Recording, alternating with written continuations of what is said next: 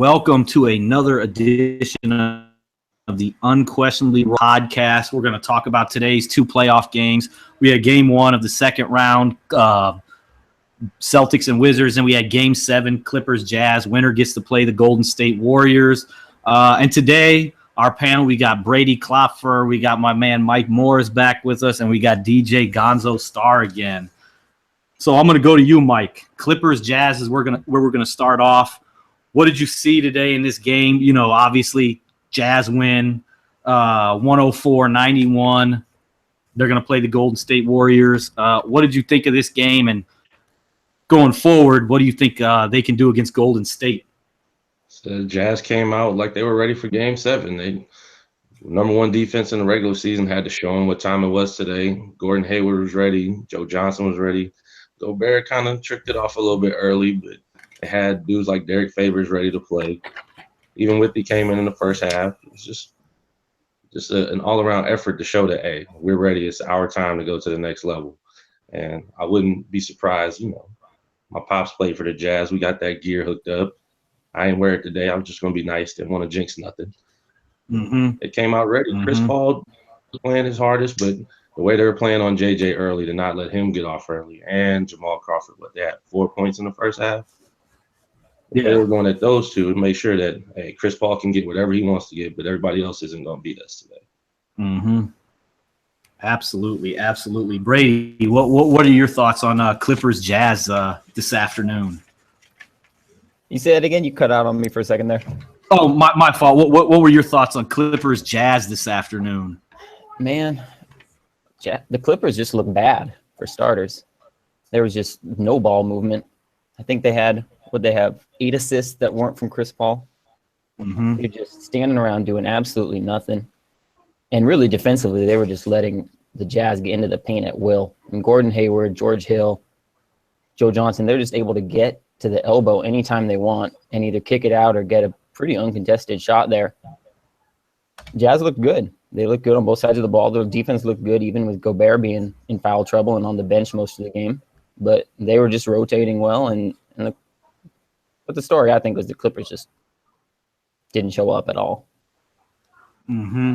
So do you think if Blake Griffin plays in this series at all, do you think it goes any different, or do you think the Jazz still probably win this thing?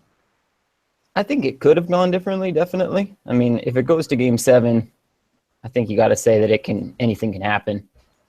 But I still think the Jazz would have won. I think they've just been playing better, and I think the Clippers are so reliant on their top players that they just wear out too quickly. And you saw that in this series with Redick.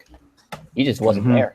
He was just he was out of it. And I think maybe they're a better team in the regular season than the Jazz, but they're just so reliant on that big four that once you get into game 85, game 88, they're gone. And we know the Jazz play a slower pace. Obviously, I think the slowest pace in the league. And the game does slow down come playoff time. Yeah. So that favors the Jazz.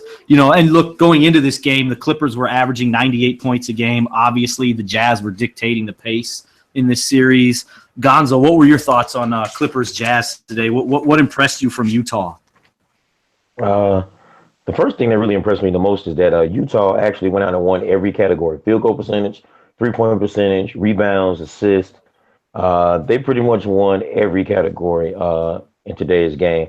I think that not having Blake Griffin was probably a problem for the Clippers in this series in general.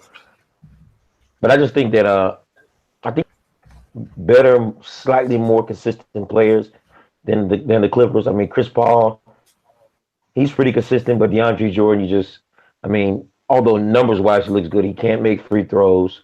Then you got a bunch of streaky guys. You got streak scorers like Jamal Crawford, JJ Redick, guys who aren't just consistent all the time. And I think that if you look at the Jazz side, they have Rudy Gobert. Even though he really only played 13 minutes today, he's usually consistent on defensive end. Even after coming back from the injury, he was very consistent in the last 2 games. Gordon Hayward is pretty consistent. Joe Johnson he had a bad shooting game today, 4 for 13, but he still got you 10 points and I think 7 rebounds. What Rodney Hood, I think he gave you double digits today. So you got guys who are scoring more consistently on the Utah's end. Not to mention, I think Hey, Utah also. yeah, and Joe Go Johnson ahead. got 5 assists, so he's creating for guys off the bench too. Absolutely, and they have length. That's one thing too. Like Gordon Hayward, if I'm not mistaken, I think he's like maybe 6'8", 6'9". Rodney Mm-hmm. Hood's probably 6'5". Joe Johnson's probably 6'7", 6'8".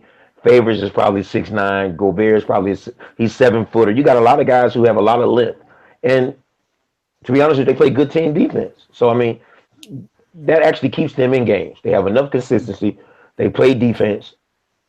You can go out there and win a series. With those two key components. And Brady mentioned J.J. Redick.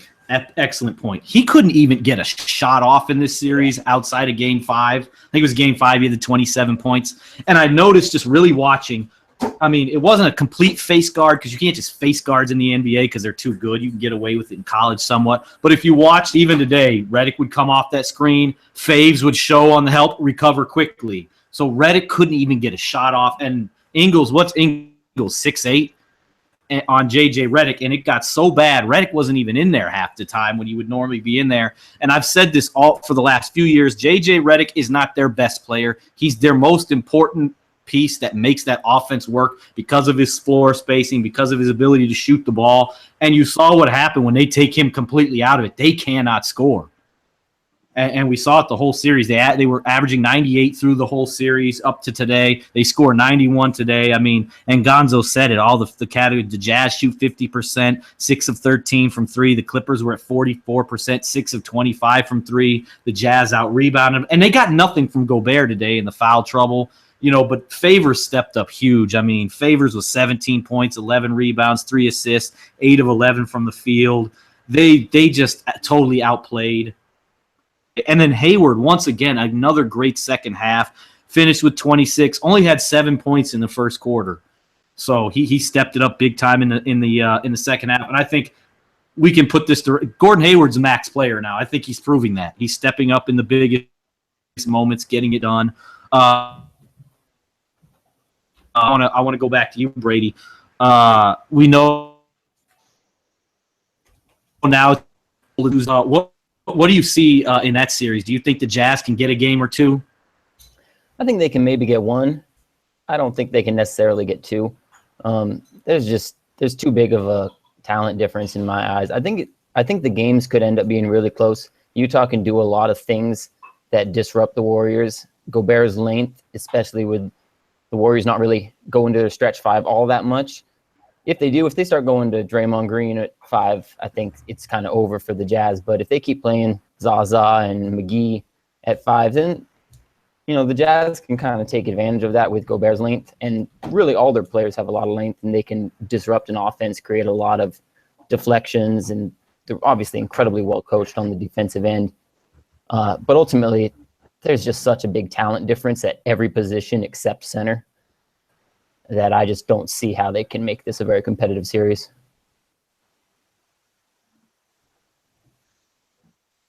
That's tough.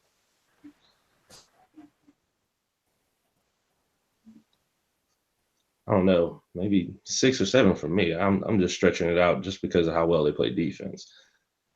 Yeah, the Warriors got good shooters. They also have some health issues, but can you say that Gobert's really going to hurt them that much if they go to that small lineup with Draymond? Draymond's a good catch and shoot guy, but he's not going to kill Gobert off the dribble. Dude is really long, can stretch it out. I don't know, especially the way they're playing McGee to get some extra lift a lot more often. Zaza as well.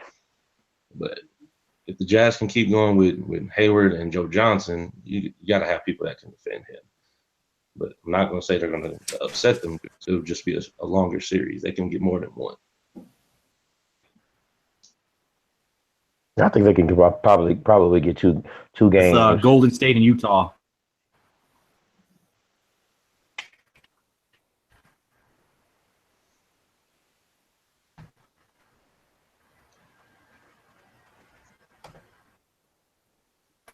You good over there, Matt? You were fading out a second.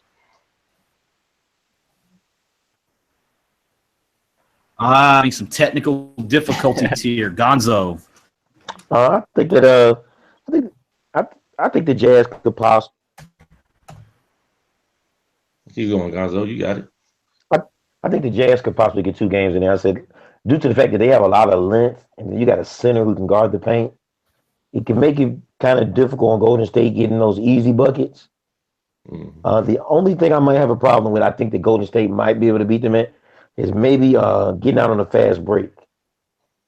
Because I think that's what makes Golden State so lethal. It's not so much the fact that they can just shoot threes and score on the inside so much. I think it's their fast break points. Like a lot of times they're just making 2 or 3 passes, and I mean they're scoring at a ridiculous rate. Like if you're watching that Portland series, they had a lot of passes where Draymond Green was passing to Durant, Durant was passing to Curry, and he was lobbing the ball to JaVale McGee, and the ball was barely even touching the ground. So I think that might be a problem. But I mean, if the Jazz defend that well, I see them taking it. They could possibly take it 6 or 7 games. Yeah. See, that's a good. Now, but we're all still under the circumstances of not circumstances, but belief that the Warriors will pull that out, right? Oh yeah, absolutely, absolutely. Yeah.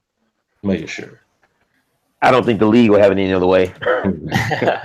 That's They're true. definitely going to make sure Cavs and Golden State make that happen. They're definitely going to make that happen. Oh yeah. Oh, the East is very little doubt in that. Them Raptors aren't going to put up much of a fight. No, but you know, I Hey, think the Raptors might. can y'all hear me now? Sorry about that. I had a little. Yeah, we can. Yeah. The Grim hear me? Okay. Hey, sorry about that. Yeah. Gonzo, did you? I talking Warriors. Yeah, I think that's where we left up. Where I cut out at. We were just talking about the Golden State Warriors taking on Utah Jazz, and Yeah. I think Brady. Yeah. Yeah, I said I think it could go 6 or 7 games due to that, and they defend the paint really well. The question was, my answer was, I pretty much think that they could actually be in this series if they can limit Golden State's fast breaks.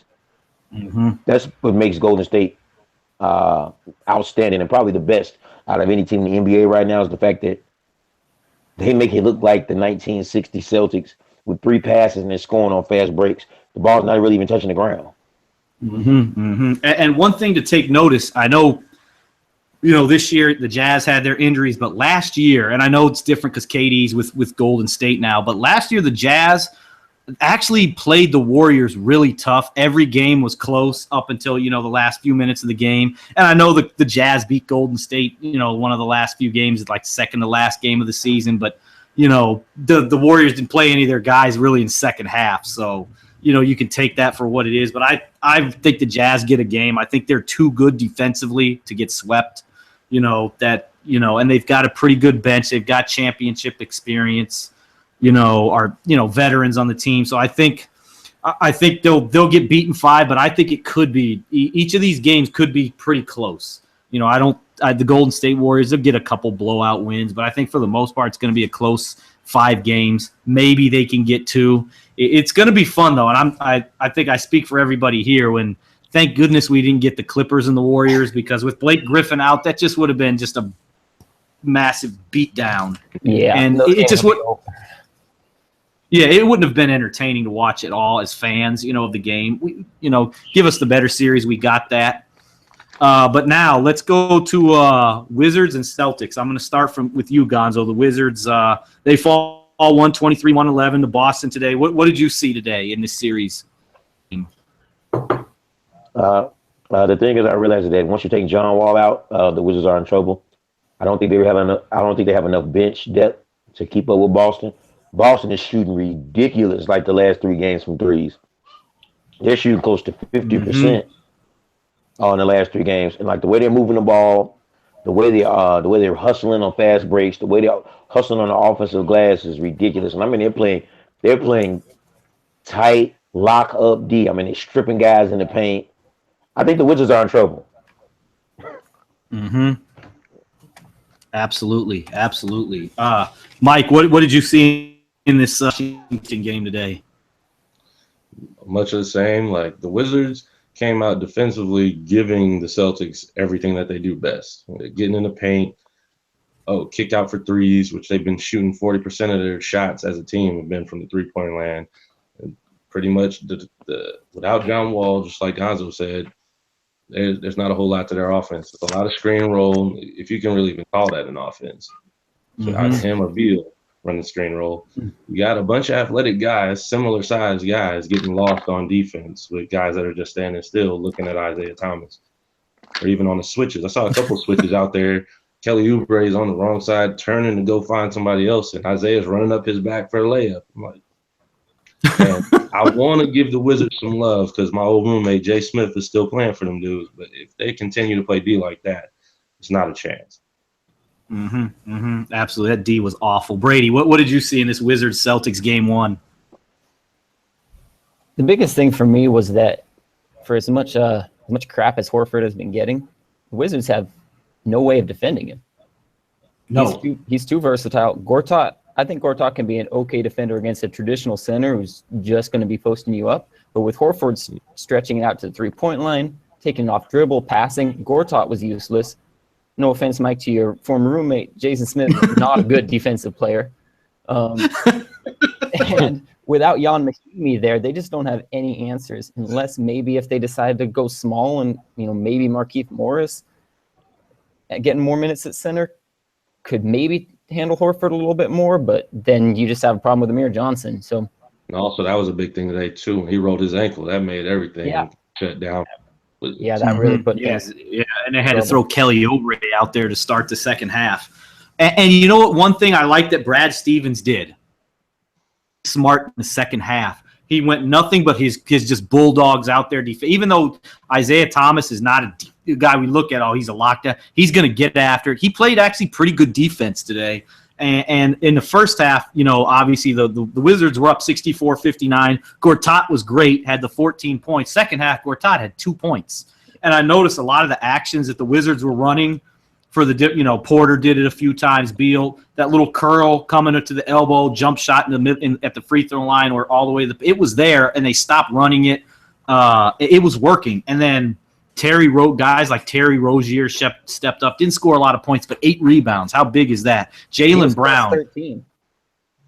Yeah, Jaylen Brown comes in after Bogdanovic hits 2 threes. He sticks Jaylen Brown on Bogdanovic just to get a little more size on him. And you see immediately air ball. Jaylen Brown comes down, then he drives, kick out to Jay Crowder for the 3. He was really good in the limited minutes. How big was Kelly Olynyk in that first half? He in that first quarter, 10 points. I mean, it was a 12-point game at the end of the first quarter. Where would they have been without Kelly Olynyk? I mean, that might have been a 25-point lead, 30-point lead at the end of one without him.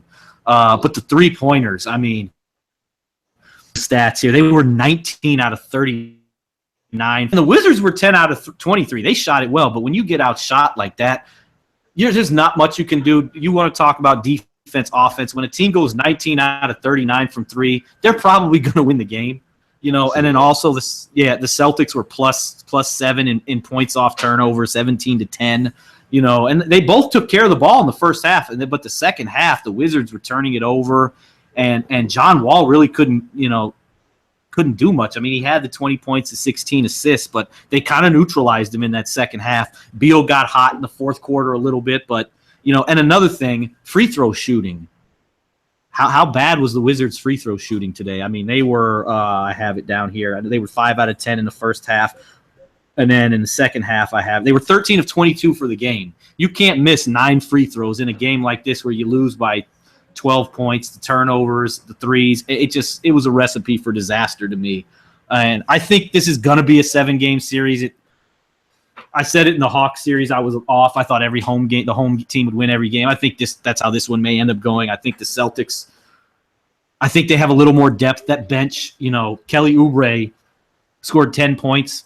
He had all their bench points in the first half. Then he has to start the second half. So I think that's going to be a big issue going forward. And you guys all said it. Wall comes. That's much like Russell Westbrook in OKC.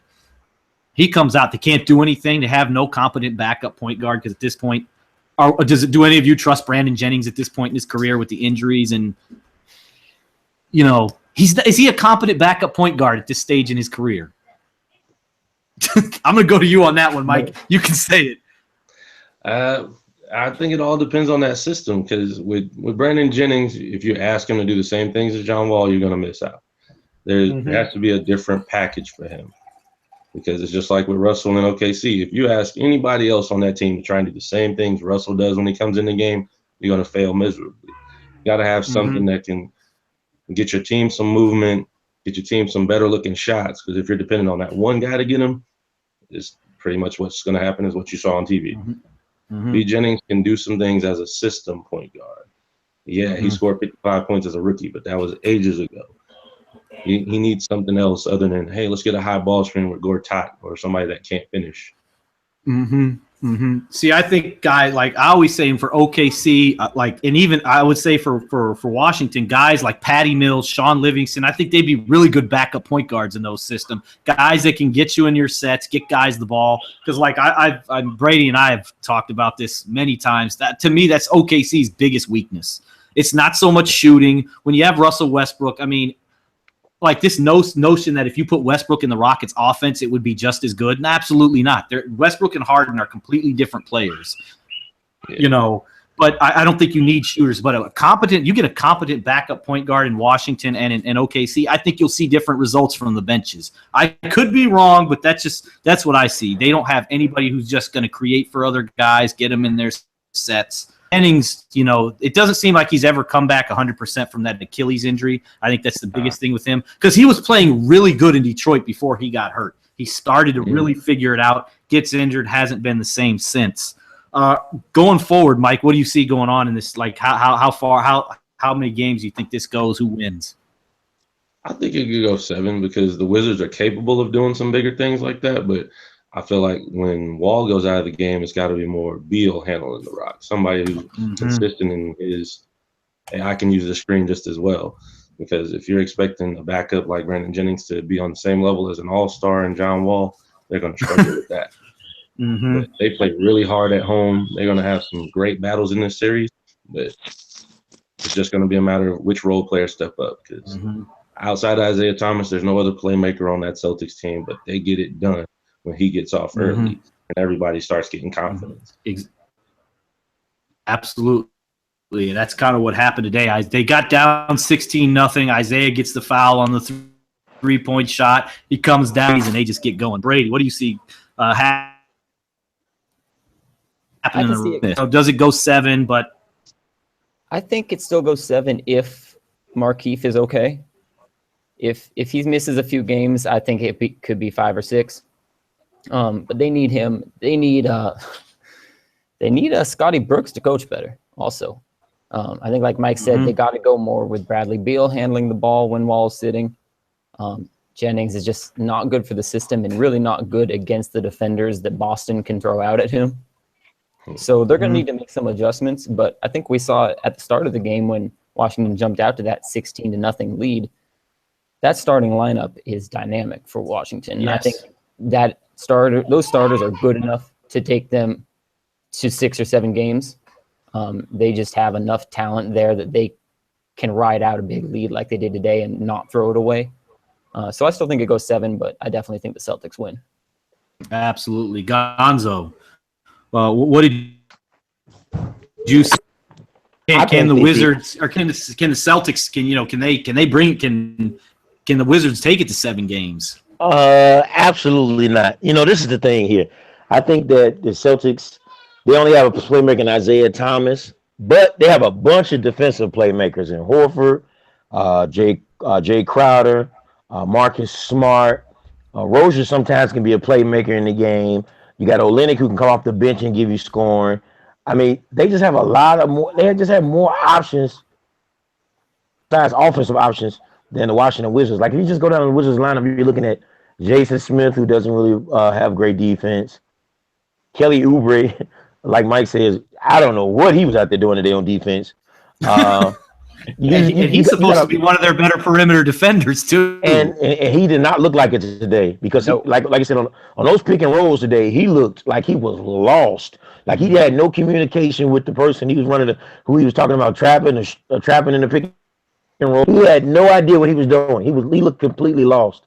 And that gave Boston a lot of easy buckets to Isaiah Thomas going to the basket to score. And when he didn't score, he was setting other guys up for threes. So I think Boston has more weapons. I think they're better coached. Scotty Brooks' coaching must get better, as Brady said. It has to get better.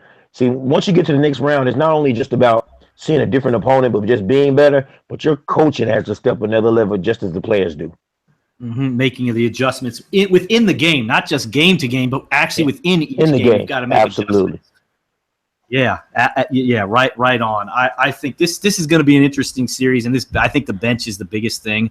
Now, obviously, you don't have nobody can do what Isaiah Thomas does for the Celtics, but they have guys that can come in and do certain things. Rozier can come in, give you some energy, make some threes, rebound. He didn't score any. Rozier had, I think, 4 points, 6 points today, but he had 8 rebounds. Marcus Smart didn't score a lot, but look how effective he was. 3 blocks. He had 3 steals, I think. He was fantastic. Kelly Olynyk in the first half did what he had to do, and I just don't know if Washington has enough. I think that's going to be big going forward, and if Morris is out, that's going to be big. It's another guy who can space the floor for him at the 4 position. He can bang a little bit down low, get some rebounds. So if they lose him, now you're going with Kelly Oubre going forward, and he's supposed to be their best defender. And for saying this, did Washington defend the pick and roll worse in this game than the Bulls did against the Celtics? I was starting to watch it whoa, what is going on here? I thought the Bulls pick and roll defense was awful the last game. Oh, my goodness. What did you see, Mike? Did you think it was worse than what the Bulls did? And between the last game of the Bulls and the Celtics, yeah, it looks a little different because you really don't have defenders that are for that. Say with the Bulls, Robin Lopez is a good defender, and when he's got Rondo in the game, they have 2 guys that can talk that out with your help side. But when you got guys like Isaiah Cannon, who hasn't been in that situation, you don't have someone that can talk that out. Where are we going? We going under? We going over? How are we defending it? And the same thing happened with them today. Where Todd's not a big-time defender. You got John Wall trying to chase or Kelly trying to chase. Kelly can guard one-on-one, but when you have to fight over a screen or fight under a screen, it's small things, small details in how your coverage is going, because you have your help side behind you. Oh, are we going to show? Are we just going to get over it and try and fight that off one-on-one? It's a lot to understand for a second or third year guy. Yeah, and obviously with that, there's a lack of communication, talking. You saw it in the Bulls, all those screens that Cannon was getting hit with half the time. It was just Nico not saying, "Hey, screen right, screen left, it's coming." And one thing I've noticed, and they're obviously not going to call it, but maybe it's just me, but Boston, not off the ball, but that on-ball screen, they do move a little bit. You see a little turning from Horford, and I'm noticing that a little bit. Yeah, it bothered. That bothered me in game 6 against the Bulls, because moves a little bit. So Cannon tries to fight over, right? But it's a foul on Cannon. If you're going to allow Horford to move a little bit, which I'm okay with, they don't call it any level, but at least allow the defender to fight over that. Yeah. If you can, you're dead. I wish it wasn't on any level. It's a wrap. Yeah, it's a wrap. You cannot defend it then, and that team becomes unguardable. Now the threes are wide open because you're helping on defense, and it just yeah. And I didn't notice. I saw the moving screens today, but at least they were letting guys fight over it. That's what bothered me the most. If you're going to set the moving screen, I'm okay with it. Every team does it. The players do it. Doesn't get called a lot, but at least let the defender fight over it. Don't call fouls, because now you just put your team at a disadvantage. That's what bothers me. And before we go to some of the games tomorrow, I want to ask Mike this. I'm going to ask him 2 questions, one at the end, one now. And I'll go to Brady. Gonzo's answered this. I'll go to both of y'all. We had a little debate with some of these traveling calls that the like what they call the gather step now. So I think it's so when you drive, Kawhi Leonard did it in game 5 or 6. So you could take the dribble, you take your 2 steps, boom, then you put the ball in both hands. Now your 2 steps start. So you can get 3 or 4 steps. You've seen it, Mike. What are your thoughts on some of this nonsense that the NBA is allowing?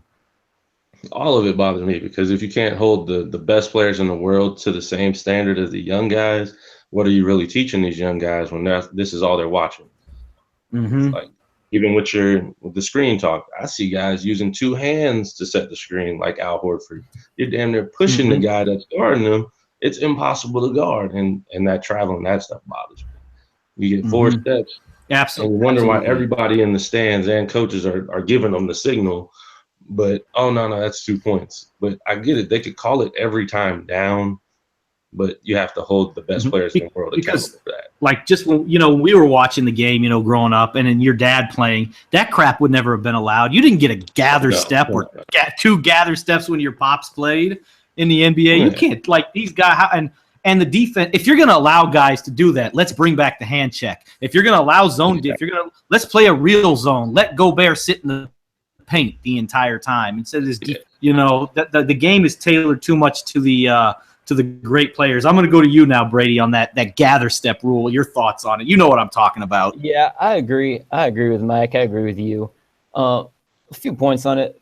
First is I wish they were just more consistent with things, because every now and then you'll see someone get called for a travel on that, and that's just as annoying. It's like if you're going to call someone for it every now and again, either don't call it or call it. But also just the consistency with all the rules. They're moving more and more towards creating flashy play.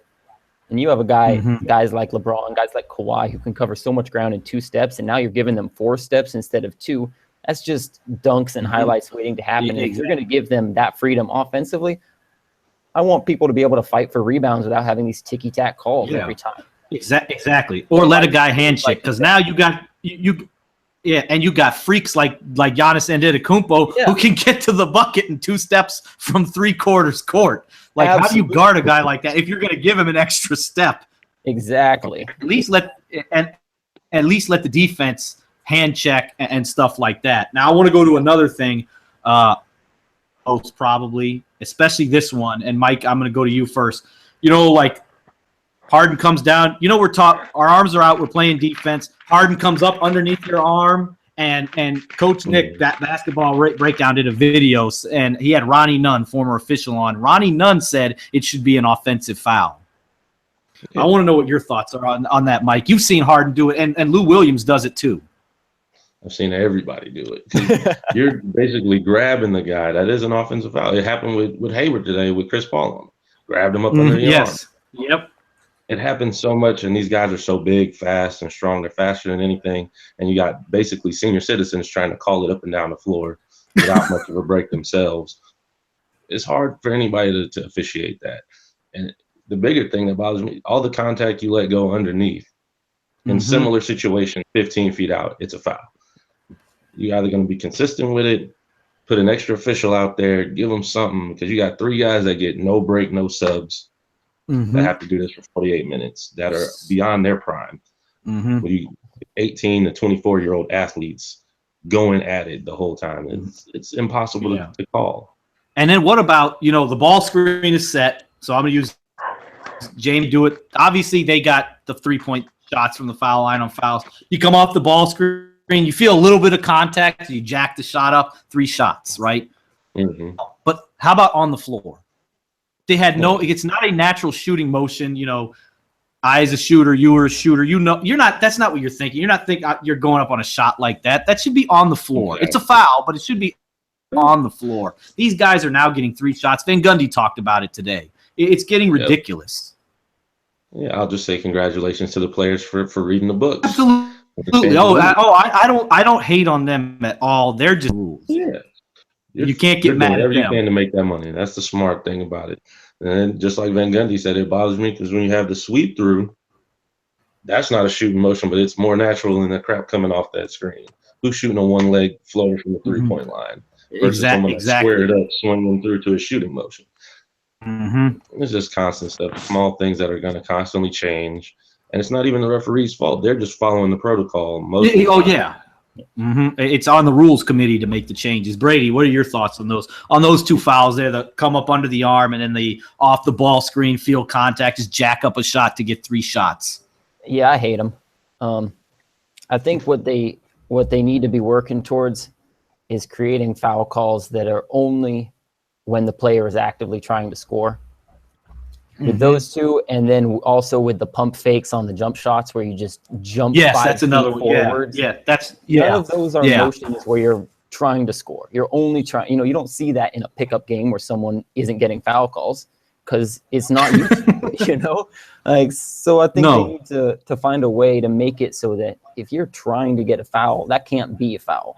unless it's an offensive foul. Mm-hmm. You Like, need to I think define the score.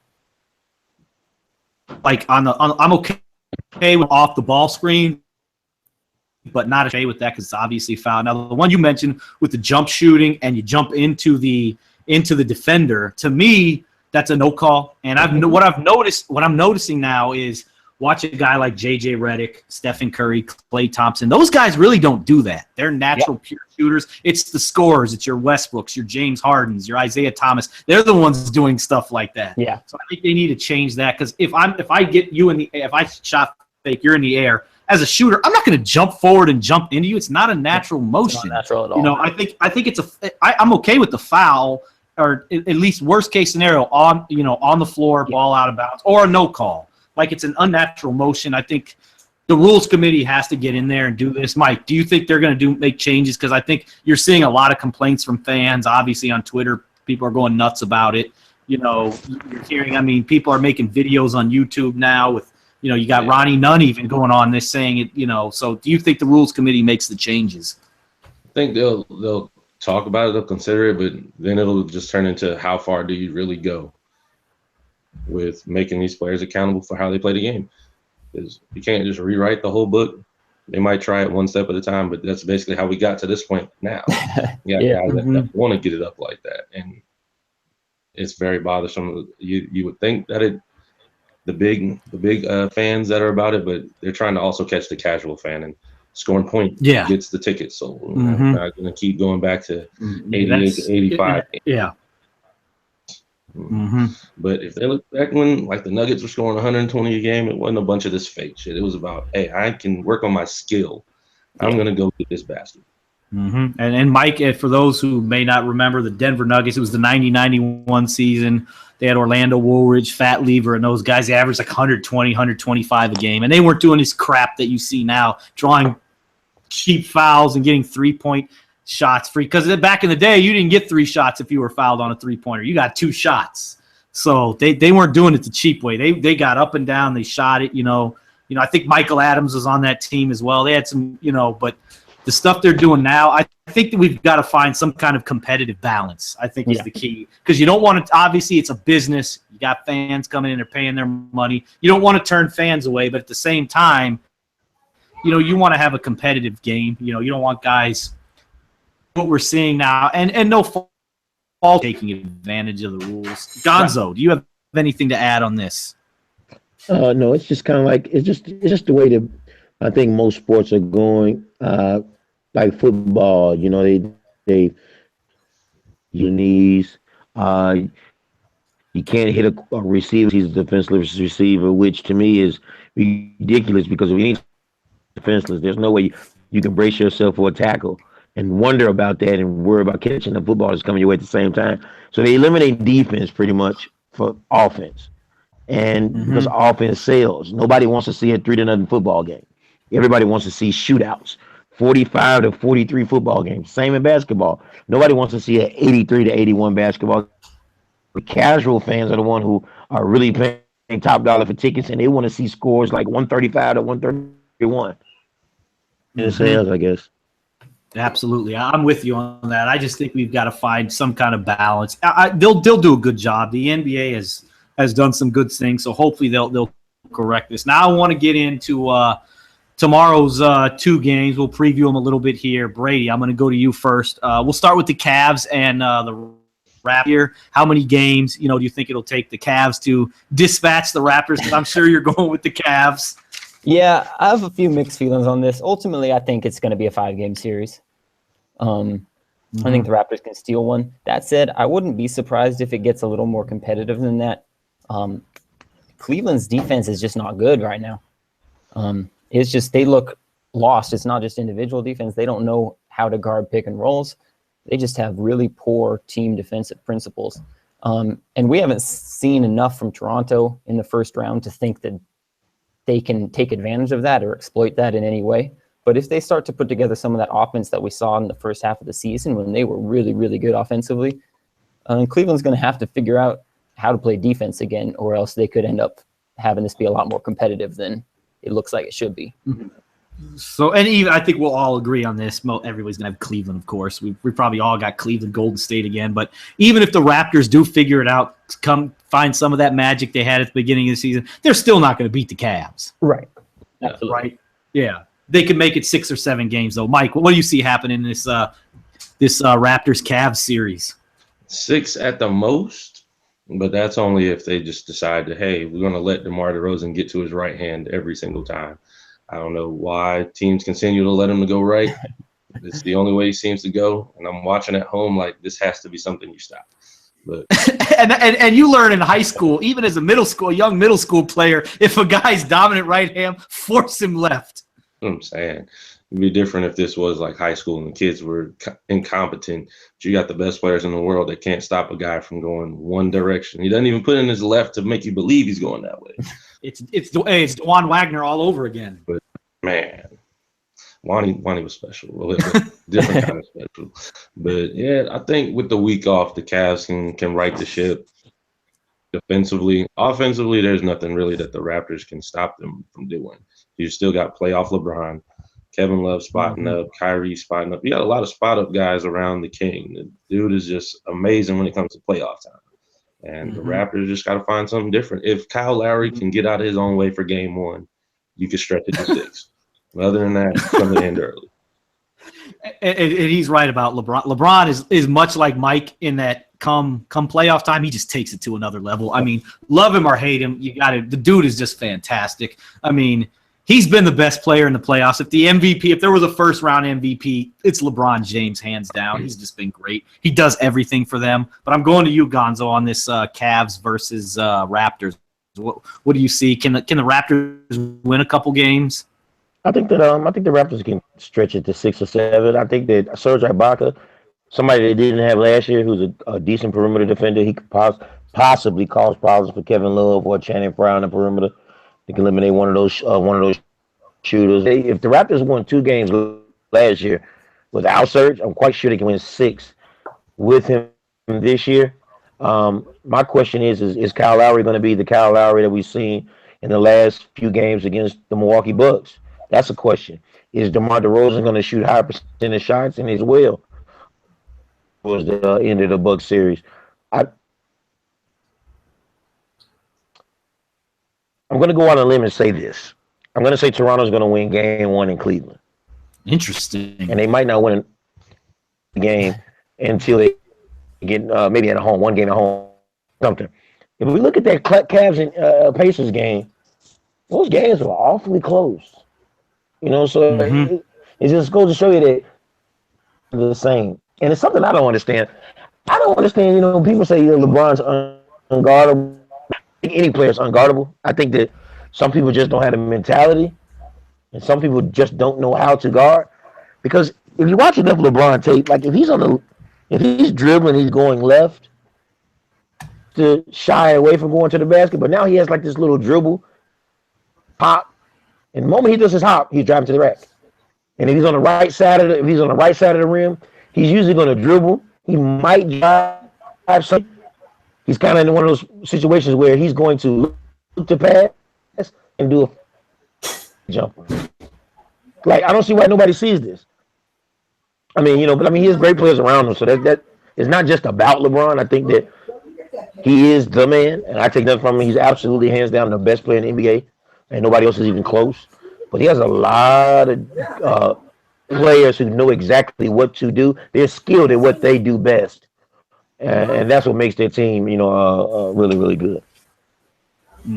Absolutely. This is going to be, I think it's a 5-game series. History tells us DeMar DeRozan, Kyle Lowry, their butt cheeks come playoff time.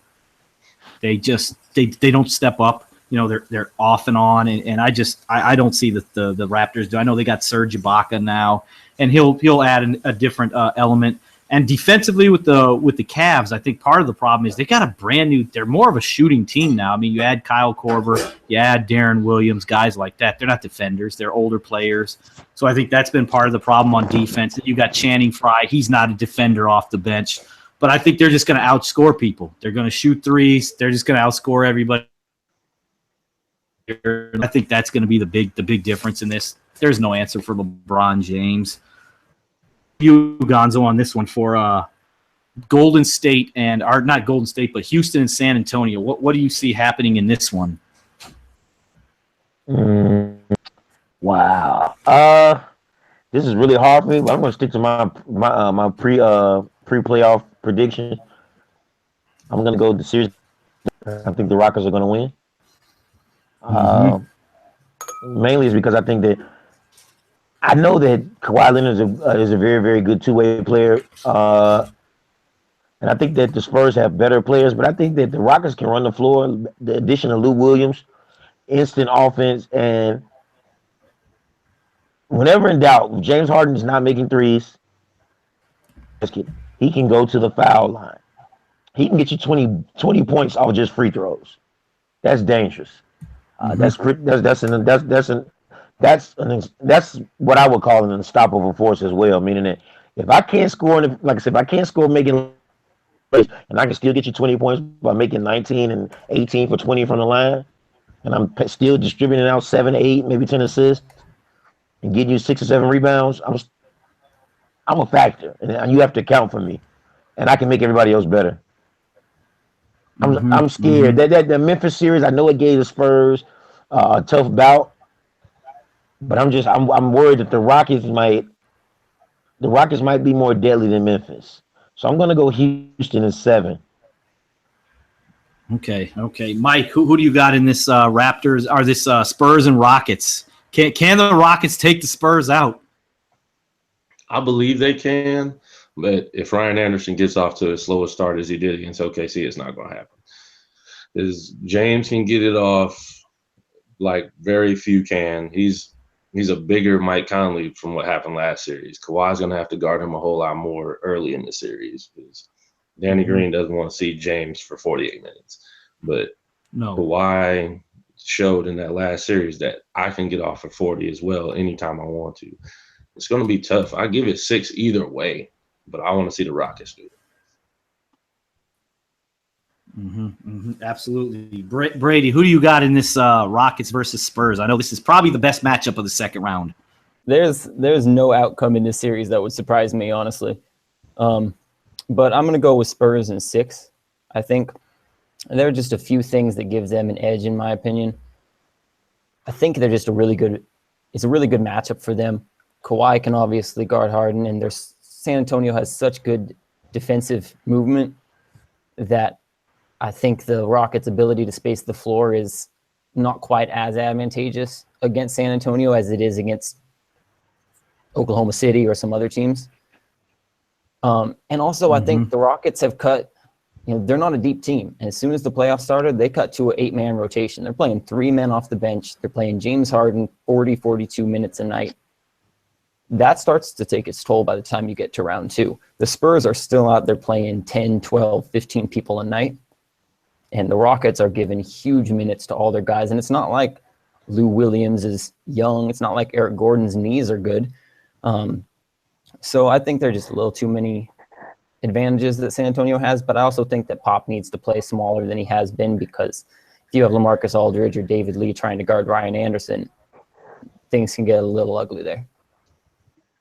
I think when I watched this series, I had the Rockets. You can go back to December. I've been saying it. The Rockets would beat the Spurs in the second round. The biggest thing for me, the Spurs struggle against teams who play with the faster pace. True. And I know a lot of Spurs fans have said, well, we always say age is the big deal. Yeah, but Tony Parker wasn't 35. Manu Ginobili wasn't 39. You know, Timmy was great the last time they won.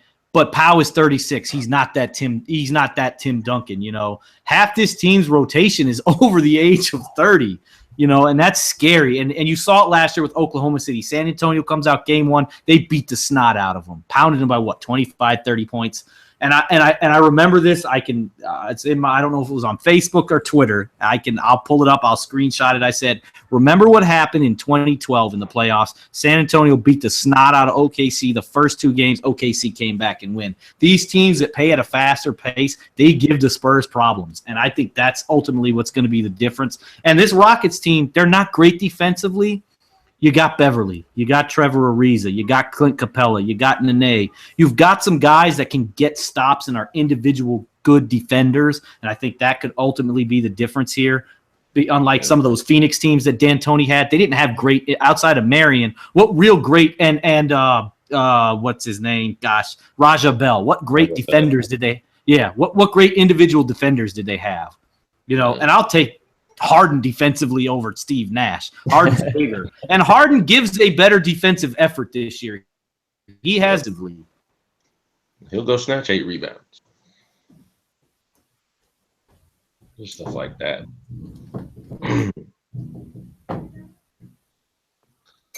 You know, he's frozen. Well, it's going to be tough. Yeah, I feel ahead.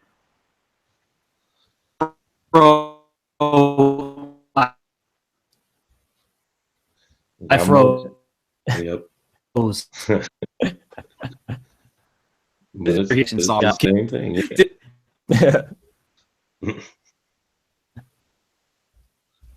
Dang.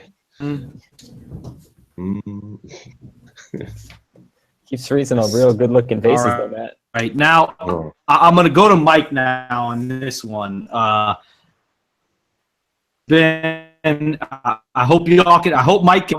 They're having here, but Mike, you know about the Spurs having this.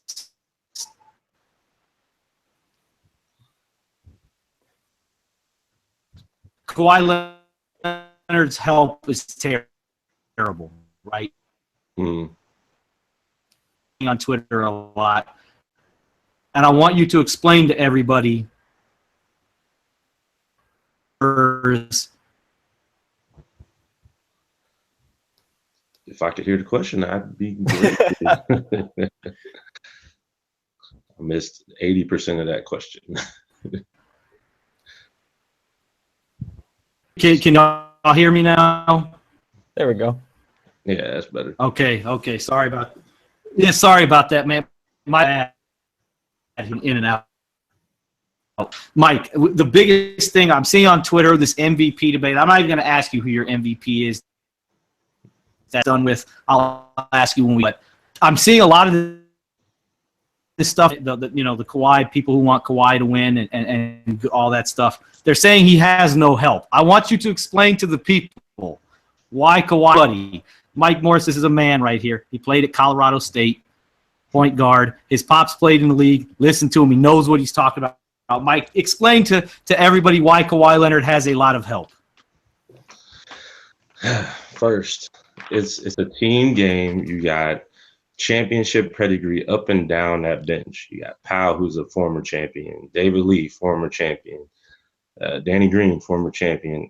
Basically, everybody outside of LaMarcus Aldridge and the young fella from overseas are champions on that team. They have a role that's defined, and they play inside that system exactly how they're supposed to play. They get 60 wins a year for a reason. Patty Mills is coming into his own, but Tony Parker is still playoff Tony Parker. He can get 15 on occasion coming off the screen for a floater. Ginobili will break out every now and then. You got Danny Green, who's got the finals record for three-point shots, three-point makes. And it's what they do. They get into their role, they spot up, they play defense, they run the floor, and you have an all-time great in Kawhi Leonard playing out there, second best player in the league. There's more help than you are aware of because you keep looking at how great this guy is, but Powell can stretch you out 18 feet, get you 18 points, get assists, rebounds. LaMarcus is an all-star, get a double-double any night.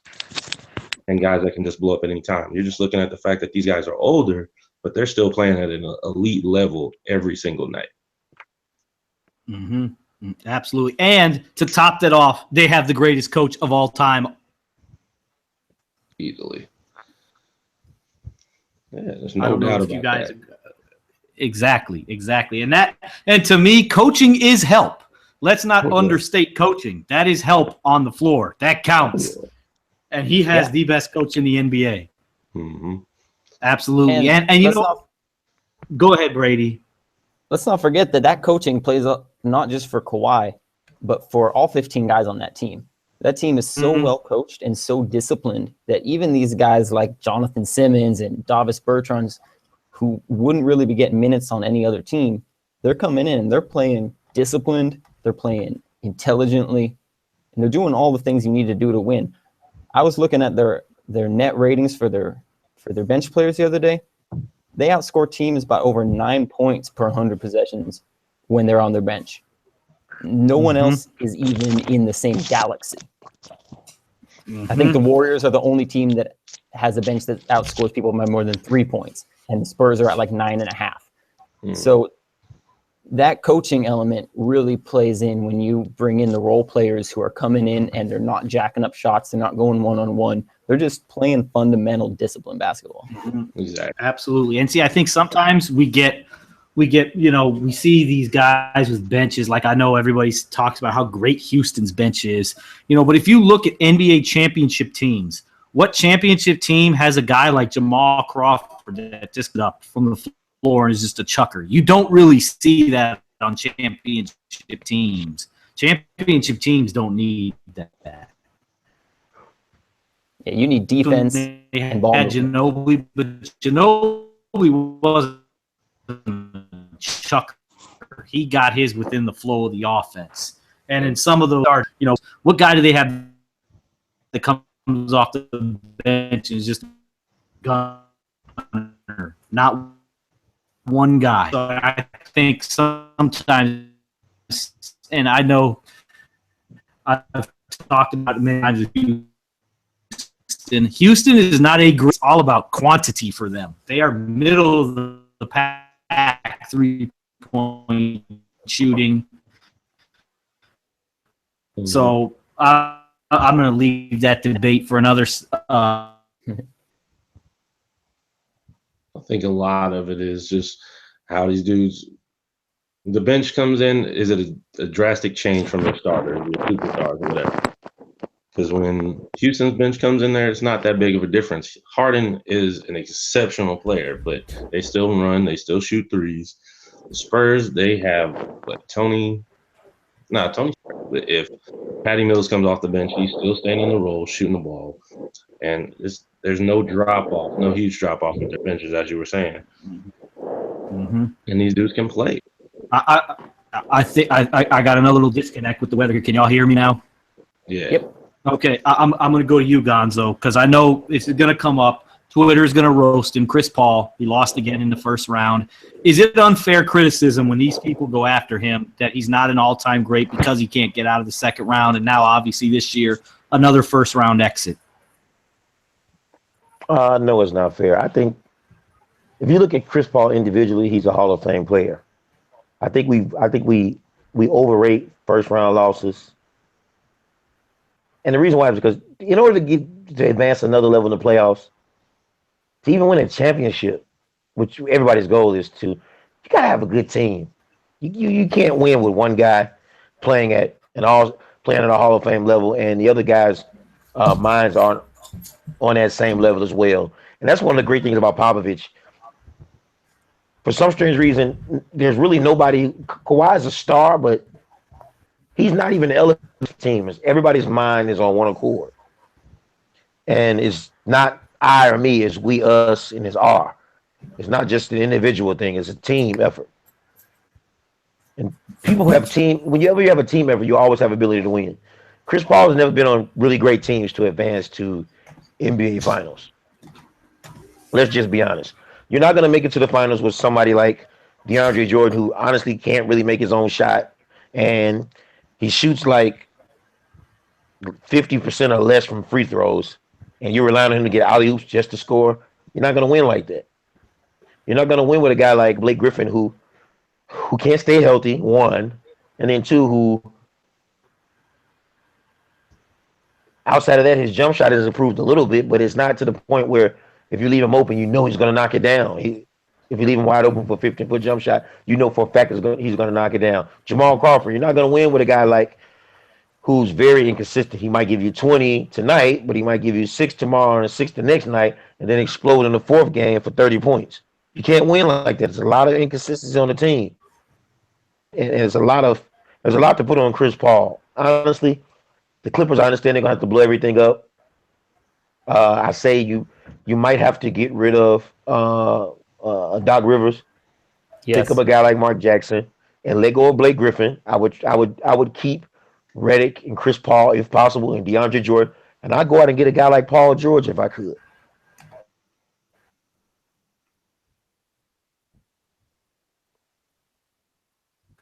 That would be huge.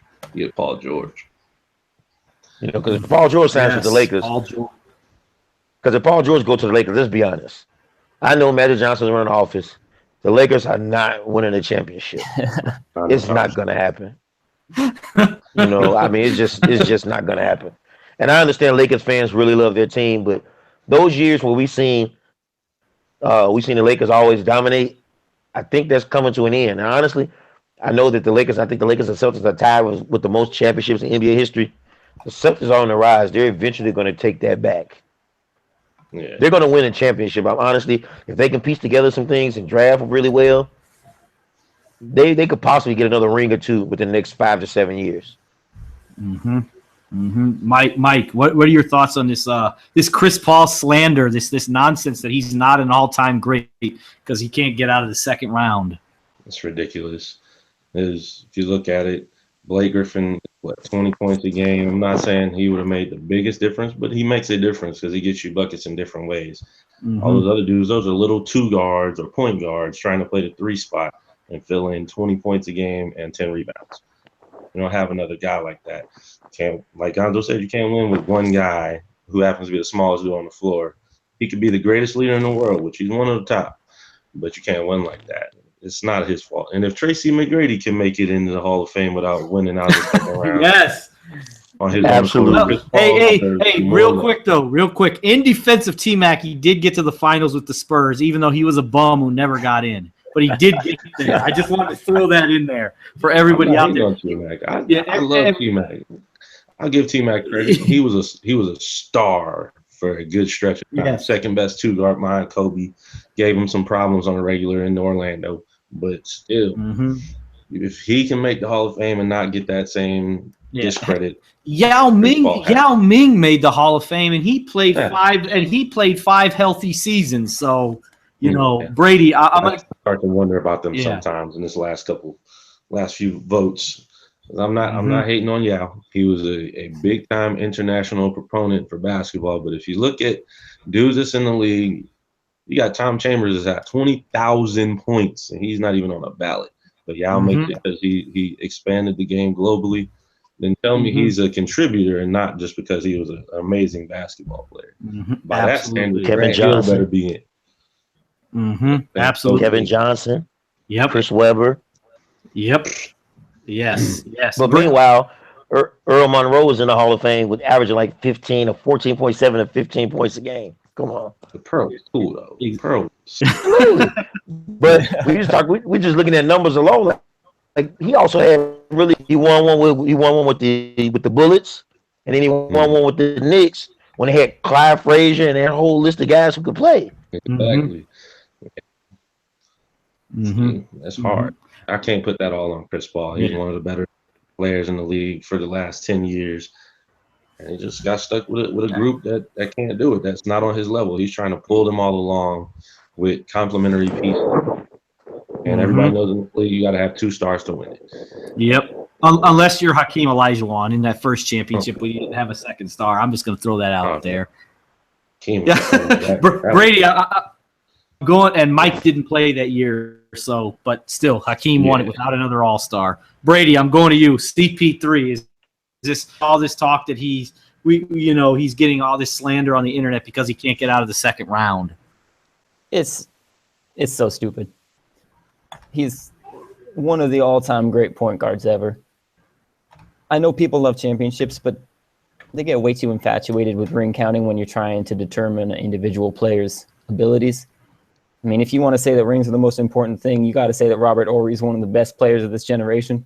Exactly. Thank you. That's just ridiculous. Like maybe if you replace CP3 with LeBron in his prime or Michael Jordan in his prime, maybe this team can win a championship. Other than that, there's no other superstar that you can replace him with these teammates, this lack of a bench, this injury luck, bad coaches his whole career.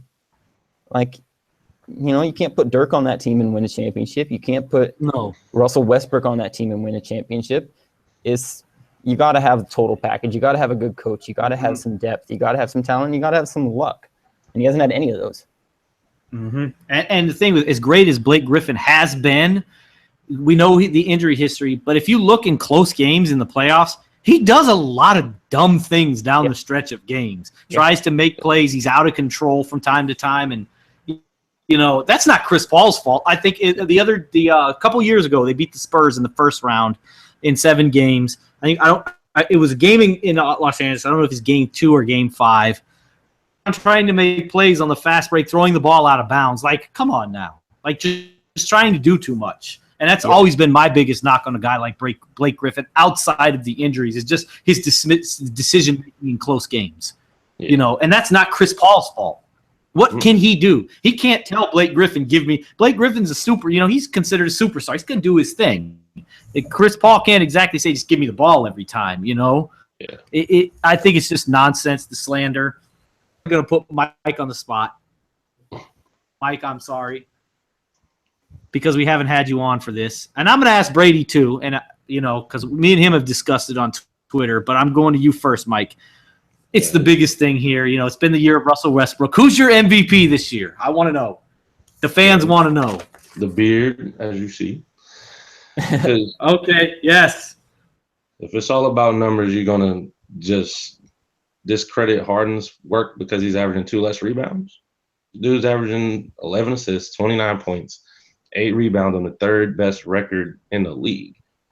How do you discredit that because Russell's getting a triple-double on a team that was the 6th spot in the West and lost to the 3 spot? I'm not hating on 42 triple-doubles. That's amazing. And some of these 50-point triple-doubles, outrageous. But the whole point of the thing is 2 years ago, Harden lost out to Steph with similar numbers because Steph's team was better. James is leading his team to be the most valuable to me. And Rusty's doing great things for the league, but that's what it is. For the league, for the numbers, for the money. James is the best player for his team. You take James off that team, just like you take Westbrook off that team, they're nowhere near as good. They're terrible. But James makes the difference. And hey, I'm going to tell you something. It's going to make you laugh. I had some clown tell me if you take Harden off of the Rockets, they're a 50-win team and better than you. Yes. He obviously said Westbrook was his MVP.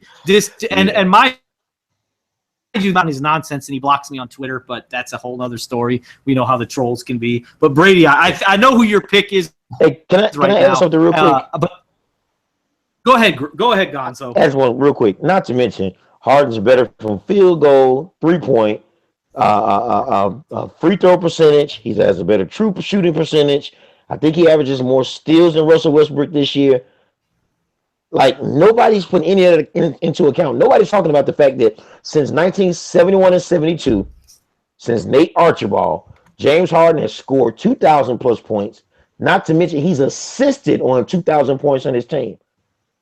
Nobody's talking about this. And I know the argument's going to be Harden has more offensive help. That's clearly the case. I'm 100% with that. But that's why I always go back. If we're going to talk about teams who had help, let's take away MVPs from Magic Johnson, from Michael Jordan, from Bird, from LeBron and all that. Their MVPs don't count because they had help. And I'm not saying – and here's Steph Curry, and all that stuff. Their MVPs don't count because they had help. That's what I always throw back at people. Now, I know where Brady's argument is on this, and I want you to tell the people who is your MVP and why. I don't really like to say it. It kind of hurts me to say it, but Westbrook was my vote.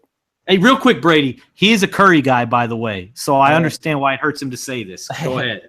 I'm not a huge fan of Westbrook's game. I don't think you can build around him very easily. I don't think he is a player that you can win a championship with very easily. I don't think he's as good as Harden or Kawhi or LeBron. And I think the arguments coming from Westbrook fans have just been unbelievably stupid.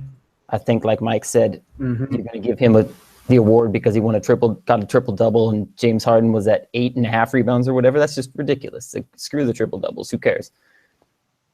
But ultimately, I felt that he was most valuable to his team this year. He had incredible numbers in the clutch, which I don't think really means all that much going forward, but it is kind of descriptive of what he did this year. And the team, the way they performed with him on the floor versus when he sat, which admittedly is partially an indictment of how poorly the team was constructed and that they have no backup point guard whatsoever. But, they played worse than the Nets when he was on the floor, when he was on the bench, and they made the playoffs when he was on the floor. And so he's my vote, kind of reluctantly. I'm not a big fan of the guy. And everybody has to respect that, because you obviously, as a Curry guy, to say that Westbrook is your MVP, I mean, that's hard to do, especially with how polarized NBA fans are these days. Obviously, I'm with my, everybody knows my vote would have been Harden, and it's simple for me. I've said this all along. My credential, if you're the MVP, your team has to win 50 games or more. That's really what it came down to for me. That was the easiest tiebreaker. It wasn't really that hard for me. Yeah. And here's the thing though, for anybody who did pick Westbrook, I can't get mad, because Moses Malone won the award twice. The first time he won, his team won 47 games. The second time he won it, the Rockets won 46 games. So there is precedent. It has happened. And I think everyone up here will agree, if Westbrook wins the award, which he's going to do, it's not like let's protest. It's a travesty of justice. The guy is deserving. James was deserving. I mean, LeBron James argued. No, forget that. I'm protesting. Hey, you're right there with Kurt Lowe. Yeah, absolutely. I think winning is a big part of being the MVP. It's not just about winning, but it's about how we know Russell. Okay, just let's go back to the first round playoffs just real briefly. When Russell's in the game and he's a distributor in those first 2 quarters, they look like they could actually beat the Houston Rockets. Then Russell goes out on the bench to give up a lead, but maybe that's because they don't have a backup point guard. Maybe the team is badly constructed. But Russell has a chance to bring them back in fourth quarters, and he completely kills them or hurts them in the fourth quarters. Which I think all of us will agree has been the biggest knock on him in the past, right? Because, and Mike's seen it last year against Golden State, he's got Kevin Durant on his team. He's still going down taking dumb shots. Mm-hmm. Yeah. My thing go ahead. Go ahead. No, I'm done. I was done. Go ahead, Mike. With them, it'd be different. You talk about having a backup point guard, but there has to be a system to go with it. When he's in the game, there's no, hey, he's going to pass it and cut or watch somebody else do something. It's always him coming off a ball screen or going on his own. There is no system around it when you talk about a team. That makes him an excellent offensive player for what they did. And I'm not going to knock it, because he's great at what he does, at being a distributor off ball screens, that and that. But there's no real system behind it. You can't expect anybody to come in with the same level or even half that when he's a different kind of athlete to just, hey, I'm going to run a ball screen every time we come down here and make this go. There's no backup in the world that could come out there and do that unless you trade for, like, what, C.J. McCollum or Damian Lillard. Yeah. Or John Wall. And, well, John can't even shoot that well. John, you're going to back up off him. But Russell, you still got to respect the fact that he can get you 6 threes on any given hot night. John, it's not going to happen. Dude's a freak. I'm going to give him that. He's the biggest athlete in the league right now. And that includes LeBron, because that dude is just amazing at what he does on both ends. But with James, it's just different to me, because he's got 50-some-odd wins with his crew. Yeah, he's got more offensive talent around him, but do they do the same things without him? And one thing I want to say, Kelly Scaletta, he does some stuff for the Bulls, blogging and stuff. He made an interesting point. He said, well, Westbrook has help defensively. Guys like, Roberson, elite defender, probably going to be all NBA second team this year. Guys like that. Adams, defensive-minded guy, can defend at that big man position. Taj Gibson. Oladipo's a good defender. Just because you have help defensively, that is still help. It's not help the same way Harden has it, but it is still help. How are we going to quantify help? Is it help offensively, defensively? He has help. Now, I'll give him their benches are completely – Oklahoma City's bench is just worse than Houston's. I will give that. I have no problem with that. But at the end of the day, if we're going to judge MVPs based on who their help is, Michael Jordan has no MVPs.